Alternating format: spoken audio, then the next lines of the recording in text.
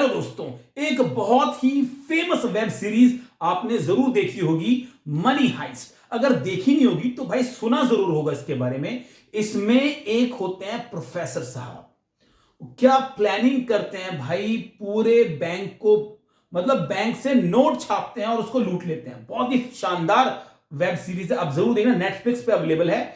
इस web series के बाद लोगों को समझ में आया कि भाई प्लानिंग कैसे करते हैं। प्लानिंग के अंदर plan A, plan B, plan C क्या होता है, प्लानिंग के अलग अलग एंगल्स क्या होते हैं, अलग अलग एस्पेक्ट्स क्या होते हैं, ये सब कुछ समझाया हमें प्रोफेसर साहब ने।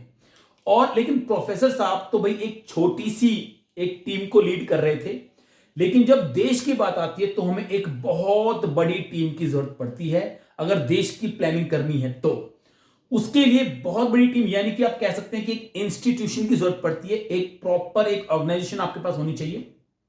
तो भाई भारत ने भी आजादी के बाद भारत ने भी प्लानिंग करने के लिए एक इंस्टीट्यूशन बनाया जिसका नाम था प्लानिंग कमीशन ऑफ इंडिया। ठीक है भाई, तो प्लानिंग कमीशन ऑफ इंडिया आज हम करेंगे। ये प्लान सीरीज का प्लान जो हम कर रहे हैं उसका एक सेकंड पार्ट है। फर्स्ट पार्ट आप देखना जरूर, सेकंड पार्ट ये है। तो इसमें आता है planning commission of India, planning commission of India. इसके बारे में दो तीन बातें करते हैं। नंबर वन, पहली बात, ये कब बना था भाई, एस्टेब्लिश कब हुआ था? ये एस्टेब्लिश हुआ था ये 1950 में, 1950 में एस्टेब्लिश हुआ था प्लानिंग कमीशन ऑफ इंडिया। दूसरी बात भाई, प्लानिंग कमीशन ऑफ इंडिया का चेयरमैन कौन होता है, कौन इसको हेड करता है? तो इसका जो चेयरमैन होता है या चेयरपर्सन जो होता है वो होता है उस वक्त का prime minister, prime minister of India, prime minister of India. वो इसको भाई लीड करता है। जैसे जब ये बना था 1950 में, उस वक्त पंडित जवाहरलाल नेहरू भारत के पीएम थे और वही प्लानिंग कमीशन के चेयरपर्सन थे। ठीक है भाई, आज कौन है भाई? आज 2023 चल रहा है, मोदी साहब, द ग्रेट मोदी साहब देश के पीएम हैं, वही प्लानिंग कमीशन को लीड करे। हालांकि इसका नाम अब चेंज हो चुका है, आगे पढ़ेंगे। तो चेयरपर्सन है प्राइम मिनिस्टर ऑफ इंडिया, इसका होता है। तीसरी बात कि भैया प्लान्स कैसे बनाए इन्होंने, प्लानिंग कमीशन ने बोला भाई हम तो 5 ईयर प्लान बनाएंगे, 5 ईयर प्लान मॉडल, इस तरीके से देश का विकास होगा। 5-5 साल के प्लान बनाएंगे, 5-5 साल के प्लान बनाएंगे, ये तय हुआ। इसलिए 5 ईयर प्लान मॉडल या 5 year plan era, 5 year plan era शुरू हुई थी। ठीक है भाई, ये है प्लान की हम बात कर रहे हैं, तो ये प्लान। अच्छा जी, उसके बाद नंबर 4 पे आता है कि 1 जनवरी 2015 को प्लानिंग कमीशन का नाम चेंज कर दिया। भाई 2014 में नई सरकार आई गई थी, एनडीए की सरकार मोदी साहब के नेतृत्व में आई गई थी, तो सरकार ने आते ही इसका नाम चेंज किया। ये नाम बहुत ना अंग्रेजों वाला लग रहा था, अंग्रेजी मतलब अंग्रेजियत झलक रही थी इससे। मोदी साहब को पसंद नहीं आया, उन्होंने कहा भाई क्या मतलब है, तो उन्होंने नाम चेंज करवाया। इसका नाम रखा गया NITI, NITI आयोग, नीति आयोग। इसको हिंदी में बोलते हैं नीति आयोग, नीति आयोग, आयोग, आयोग। ठीक है जी। और इसका मतलब आपको पता है पॉलिसी, नीति मतलब पॉलिसी होती है, यानी कि कोई स्ट्रेटेजी पॉलिसी वगैरह होती है, तो इसका नाम रखा गया ये। अच्छा, इस नाम की भी फुल फॉर्म है, इसकी भी फुल फॉर्म है। एन का मतलब होता है नेशनल, नेशनल। आई का मतलब होता है इंस्टीट्यूशन, इंस्टीट्यूशन। टी का मतलब होता है ट्रांसफॉर्मिंग, ट्रांसफॉर्मिंग। फॉर, आई का मतलब होता है इंडिया, इंडिया। कितना सिंपल है, national institute for transforming India. Bharat को ट्रांसफॉर्म करने के लिए जो इंस्टीट्यूट बना है, नेशनल इंस्टीट्यूट बना है भारत को ट्रांसफॉर्म करने के लिए, उसे बोलते हैं नीति आयोग। इस डेट ओके, डेट इंपॉर्टेंट है भाई इसमें, 1 जनवरी 2015 को यह हुआ था। Fine, that's great. अब हम चलते हैं आगे। अब फर्स्ट 5 ईयर प्लान के बारे में चर्चा करते हैं। तो भाई फर्स्ट 5 ईयर प्लान के बारे में हम चर्चा करेंगे। यहां लिख देते हैं 5 year plans in India. 5 year plans in India. 5 year plans in India. पहला पॉइंट भाई साहब, ये जो भी हमने सोचा था ना कि भैया देश का विकास 5 साल के प्रोग्राम बना के करेंगे, ये आइडिया कहां से आया? हमने आइडिया कहां से लिया? तो ये आइडिया लिया हमने सोवियत यूनियन से, रशिया जिसको आज बोलते हैं। तो India adopted 5 year plan, 5 year plan from, कहां से भाई? सोवियत यूनियन, फ्रॉम यूएसएसआर या सोवियत यूनियन या यूएसएसआर, ठीक है जी, Union of Soviet Socialist Republic, यहां से मैंने आइडिया लिया था। अच्छा, भारत का पहला 5 ईयर प्लान कब बना था, कब से कब तक का था, तो इसके बारे में बात करते हैं। तो फर्स्ट 5 ईयर प्लान ऐसे लिखते हैं, फर्स्ट 5 ईयर प्लान जो भारत का था वो था 1 अप्रैल 1951 टू 31 मार्च 1956।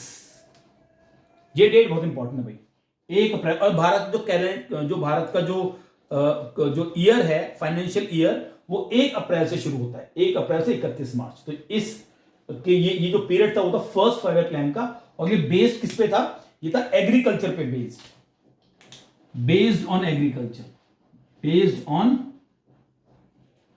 एग्रीकल्चर, मतलब पूरा एग्रीकल्चर पे हमने बेस किया हुआ था कि पूरा फोकस देश के एग्रीकल्चर को डेवलप करने के लिए था।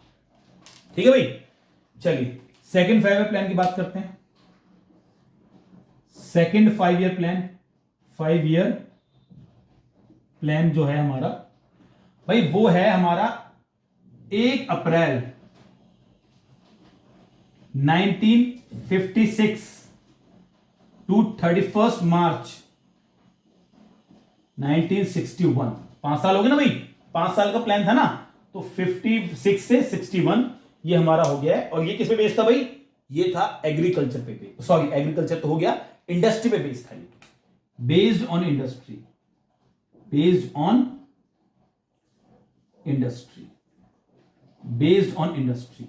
ये इंडस्ट्री पे बेस्ड था, मतलब पूरा फोकस हमारा किस पे था? इंडस्ट्री के ऊपर था इसके अंदर। अच्छा, अब चौथी बात करते हैं कि भाई जैसे प्रोफेसर साहब मनी हाइस्ट वेब सीरीज में थे और वो लीड रोल कर रहे थे, ऐसे ही भारत के अंदर भी एक प्रोफेसर हुए, प्रोफेसर पीसी महालानोबिस। उन्हें बोलते हैं आर्किटेक्ट ऑफ इंडियन प्लानिंग, मतलब इंडियन प्लानिंग का आर्किटेक्ट, मतलब उनके ही इर्द गिर्द पूरी प्लानिंग हुई थी। तो पीसी महालानोबिस को बोलते हैं इंडियन प्लानिंग का आर्किटेक्ट। तो architect of Indian planning, architect of Indian planning किसको बोलते हैं भाई? पीसी महालानोबिस। मैं लिख देता हूं, ये प्लानिंग लिखा, राइटिंग थोड़ी खराब है, थोड़ा एडजस्ट करो यार, कोशिश करेंगे इसको ठीक कर दे। Indian planning,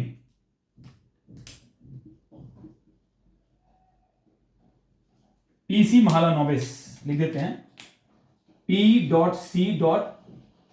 Mahalanobis.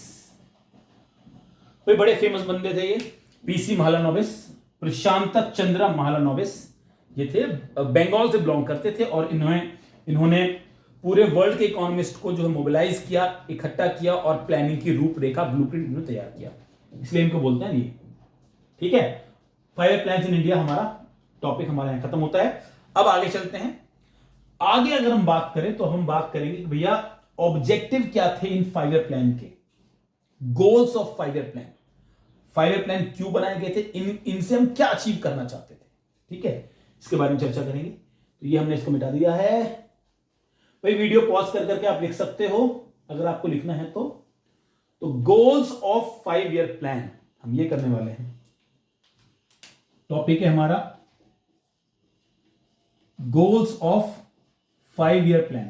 5 year plan, goals of 5 year plan मतलब वो एक, अच्छा यार एक पॉइंट रह गया हमारा, लास्ट जो हमारा प्लान था ना उस वाले पॉइंट में रहेगा। लास्ट जो प्लान है हमारा, वो लास्ट हमारा जो प्लान चल रहा है वो ये वाला है, 2012 से 2017, ये हमारा लास्ट 5 ईयर प्लान था। इसके बाद हमने 5 ईयर प्लान को we have done away with that, हमने उसको छोड़ दिया। ठीक है, अब प्लानिंग नहीं होती है, अब एक अलग तरीके का एक प्लान होता है, वो एक अलग 5 ईयर प्लान नहीं है।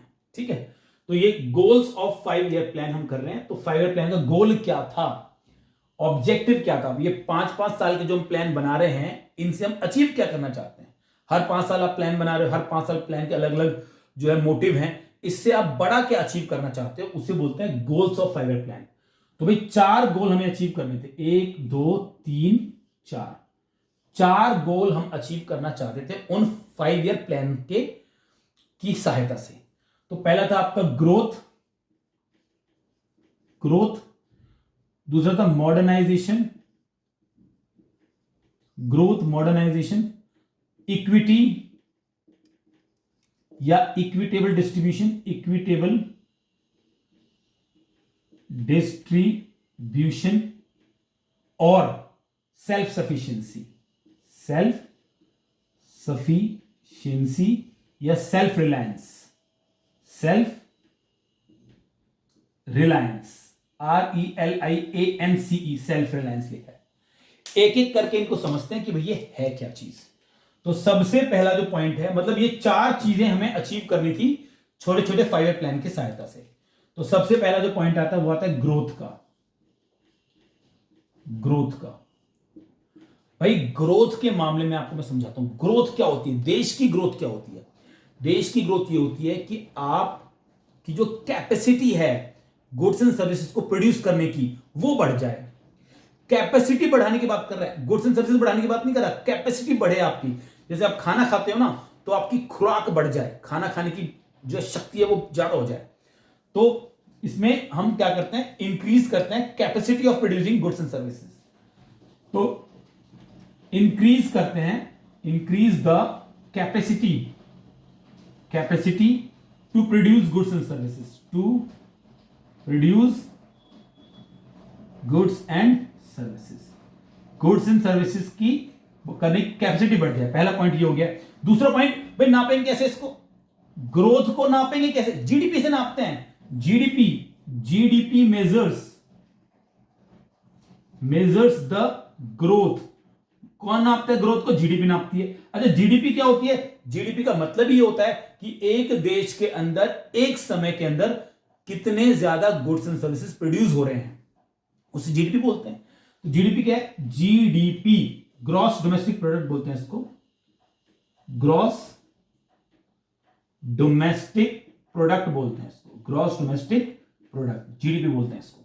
होती क्या है ये, that is simple, goods and services जो देश के अंदर बनी है, produced in a domestic territory, goods and services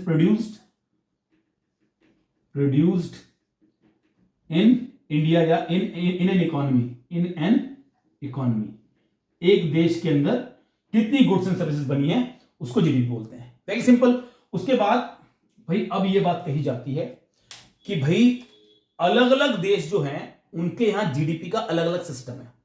जैसे अमेरिका है, अमेरिका की जीडीपी में जो बड़ा योगदान है वो सर्विस सेक्टर का है और मैन्युफैक्चरिंग सेक्टर का है, एग्रीकल्चर का कम है। भारत जैसे देश के अंदर, क्योंकि उस वक्त एग्रीकल्चर बहुत ज्यादा था, हम उस वक्त की बात कर रहे हैं, आज की बात नहीं कर रहे हैं हम बात कर रहे हैं 1951 से लेके 1990 तक, 50 से 90 बोलते हैं इसको प्यार से, 1950 से 1990 के बीच की बात कर रहे हैं, आज की बात नहीं कर रहे हैं। तो उस वक्त हमारा क्या मकसद था, उस वक्त हमारे जो जीडीपी में जो मेन था रोल, वो एग्रीकल्चर का बहुत मेन रोल था। तो agriculture played main role in India GDP. Agriculture played crucial role in GDP of India. ये ठीक है भाई। तो भाई ये ग्रोथ हमारा एक ऑब्जेक्टिव था जो हमें आने वाले 40 सालों के अंदर, 50 सालों के अंदर हमें प्राप्त करना था। ग्रोथ जरूरी है भाई, पॉपुलेशन लगातार भारत की बढ़ रही थी और गुड्स एंड सर्विसेज ज्यादा बनानी पड़ेगी ना, वो भाई वो जो हमारी पॉपुलेशन बढ़ रही है उनको पेट भी तो भरना पड़ेगा, उसीलिए तो ये ग्रोथ हमारा ऑब्जेक्टिव था। अब मॉडर्नाइजेशन करेंगे, मॉडर्नाइजेशन करते हैं, इसको मैं मिटा देता हूं, ये मैंने मिटा दिया। अब करेंगे मॉडर्नाइजेशन।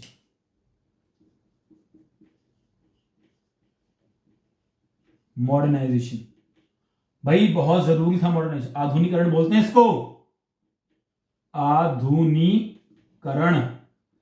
देश का आधुनिकरण बहुत जरूरी था उस वक्त, आज तो हो ही गया आधुनिकरण, मॉडर्नाइजेशन है ही। उस वक्त 50 से 90 की बात करें, बार बार कह रहा हूं, उस वक्त देश के अंदर आधुनिक मतलब टेक्नोलॉजी थी ही नहीं, ठीक है। मॉडर्नाइजेशन के अंदर दो बातें इंपॉर्टेंट है। पहला पॉइंट है adoption of new technology, red marker से लिखता हूं, ठीक है। अडॉप्शन ऑफ न्यू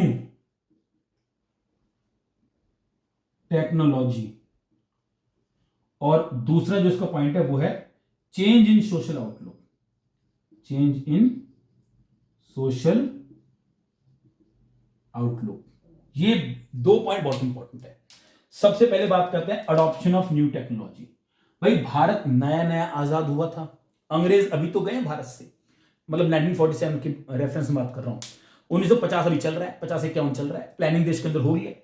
तो देश के अंदर नई टेक्नोलॉजी को अडॉप्ट करना सबसे इंपॉर्टेंट है, क्योंकि हम नहीं चाहते कि भारत का किसान सालों साल तक बैल और हल से खेत जोते। किसान को नई टेक्नोलॉजी अडॉप्ट करनी ही पड़ेगी, ट्रैक्टर लाना पड़ेगा, कल्टीवेटर लाना पड़ेगा। ये टेक्नोलॉजी है जिसके प्रोडक्शन तेजी से बढ़ता है। ट्रैक्टर, ट्रॉली, कल्टीवेटर, एरो, बहुत सारी चीजें होती हैं। आजकल तो कंबाइन एक मशीन आती है, कंबाइन एक मशीन आती है जो सारे काम करती है, मतलब हार्वेस्टिंग से लेके मतलब एग्रीकल्चर से रिलेटेड जो भी काम होते हैं, जितनी भी स्टेजेस होती हैं, सारे के सारे वो कंबाइन मशीन करती है। तो नई टेक्नोलॉजी अडॉप्ट करें, ऐसा हमने लक्ष्य रखा कि भैया नई टेक्नोलॉजी अडॉप्ट करेंगे। अच्छा, सिर्फ टेक्नोलॉजी अडॉप्ट करने से मॉडर्नाइजेशन नहीं होता, उसके लिए आपको जनता की सोच भी बदलनी पड़ेगी। तो ये जो आउटलुक यहां मतलब है ना, आउटलुक, इस आउटलुक का मतलब होता है सोच। आउटलुक का मतलब होता है सोच। चेंज इन सोशल आउटलुक, सोच भी चेंज करनी है। सामाजिक सोच भी चेंज करनी है, यह भी मॉडर्नाइजेशन के अंदर आता है। उस वक्त तो भाई बहुत ज्यादा जेंडर बायस था, भेदभाव, लड़का लड़की में पढ़ाई नहीं करवाते थे, लड़कियों को पढ़ाई नहीं करवाते थे। तो एक बड़ा चैलेंज ये भी था कि भाई किस तरीके से सामाजिक सोच में परिवर्तन हो, गर्ल्स को भी मौका मिले पढ़ाई लिखाई करने का, जिंदगी में आगे बढ़ने का, जेंडर बायस खत्म हो, सुपरस्टिशन खत्म हो, लोग जो है वो अंधविश्वास को छोड़ के आगे बढ़े। ये भी एक मॉडर्नाइजेशन का पार्ट उस वक्त था, आज भी है। मतलब आज तो बहुत ज्यादा गर्ल एजुकेशन को लेकर बहुत ज्यादा लोग अवेयर हो चुके हैं, तो पढ़ाते लिखाते हैं। तो उस वक्त ये एक बड़ी समस्या थी। तो ये दो पॉइंट बनते हैं इसमें मॉडर्नाइजेशन के अंदर, adoption of new technology, change in social outlook. Is that okay? That's great. अब आगे चलते हैं। अगला जो पॉइंट आता है वो इक्विटी। अच्छा, इससे पहले हम ना सेल्फ सफिशिएंसी कर लेते हैं। सेल्फ सफिशिएंसी वाला पॉइंट हम पहले करेंगे। तो पहले 4 वाला कर रहे हैं, तो पहले नंबर 4 पे आता है सेल्फ सफिशिएंसी या सेल्फ रिलायंस। इसका सिंपल सा मतलब ये होता है आत्मनिर्भरता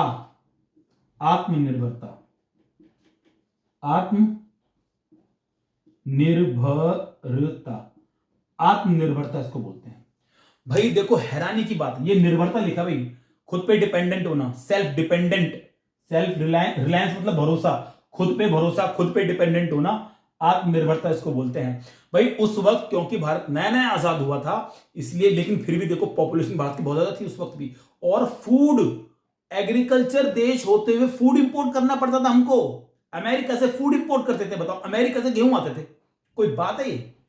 भारत खेत खलिहानों का देश, फिर भी फूड इंपोर्ट कर रहा है, कि प्रोडक्शन ज्यादा नहीं था, तो हमने सोचा भैया पहले तो सबसे पहले खुद के पैरों पे खड़े हो जाओ, वरना बहुत दिक्कत हो जाएगी, आत्मनिर्भर बनो। ये जो है बहुत इंपॉर्टेंट। भारत के जो प्रधानमंत्री हुए JL नेहरू के बाद, ये शास्त्री साहब, ठीक है, लाल बहादुर शास्त्री, उनका नारा भी था जय जवान जय किसान, जवानों की जय हो और किसानों की जय हो, क्योंकि किसान जो होंगे वही तो भारत को आत्मनिर्भर बनाएंगे। और ये बहुत जरूरी है। दो कारण थे इसके, दो बहुत इंपॉर्टेंट कारण थे। सेल्फ सफिशिएंसी क्यों चाहिए हमें? नंबर 1, टू अवॉइड, हमें अवॉइड करना है फॉरेन डिपेंडेंस।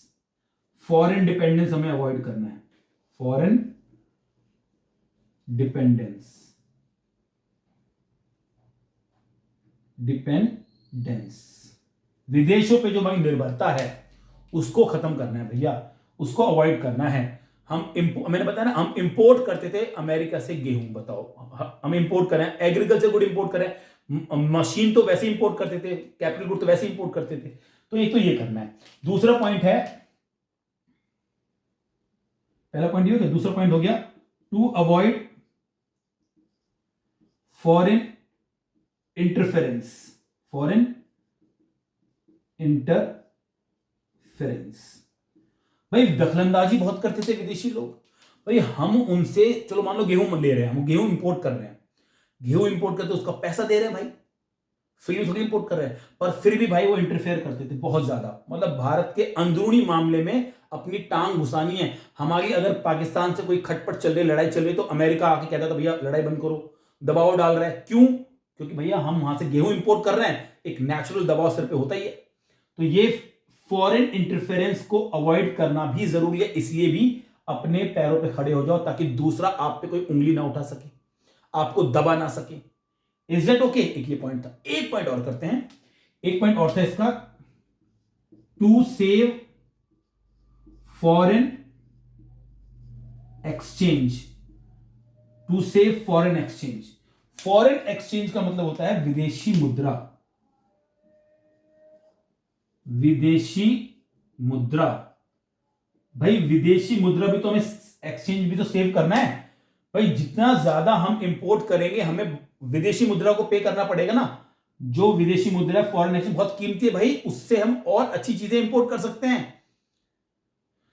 मतलब उसका इस्तेमाल हम बाकी चीजों के लिए, टेक्नोलॉजी हम टेक्नोलॉजी को खरीदने के लिए उसका इस्तेमाल कर सकते हैं। तो फॉरेन एक्सचेंज को भी हमें बचा के रखना है, ताकि बहुत जरूरी मामलों में उसका इस्तेमाल हो सके। तो ये सेल्फ सफिशिएंसी का पॉइंट है। इन 3 कारणों की वजह से हमें सेल्फ सफिशिएंसी लेके आनी है। ये भी गोल है किसका? 5 ईयर प्लान का गोल है, objective of 5 year plan.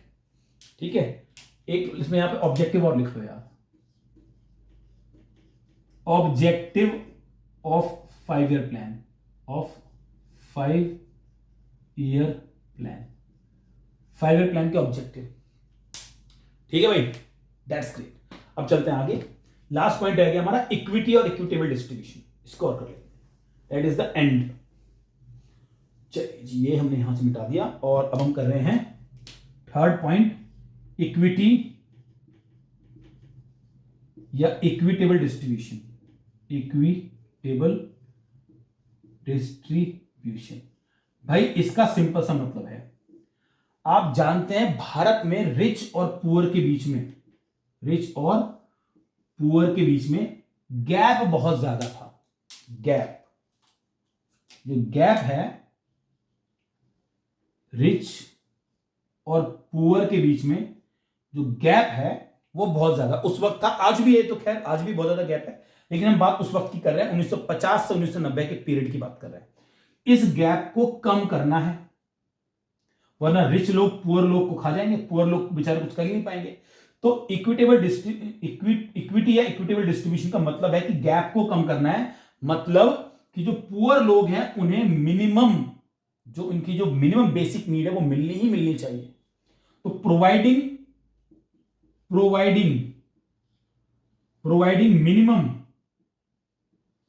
Minimum basic needs to the society, रोटी कपड़ा मकान। और आजकल 2 चीजें और ऐड हो गई है, रोटी कपड़ा मकान, हेल्थ और एजुकेशन। इन पांचों चीजों को ऐड करते तब बनती है minimum basic need of to the society.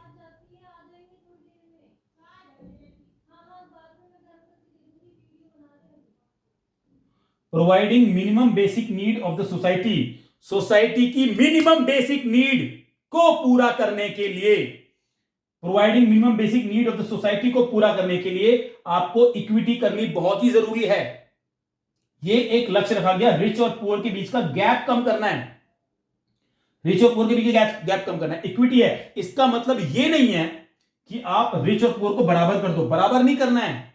Society में ये इक्वलिटी हो भी नहीं सकती है, रिच और पुअर बिल्कुल बराबर आ जाएं, ये हो भी नहीं सकता है। इसीलिए आप सिर्फ पुअर लोगों को आप प्रोवाइड करो basic minimum need, that is called equity और इक्विटेबल डिस्ट्रीब्यूशन।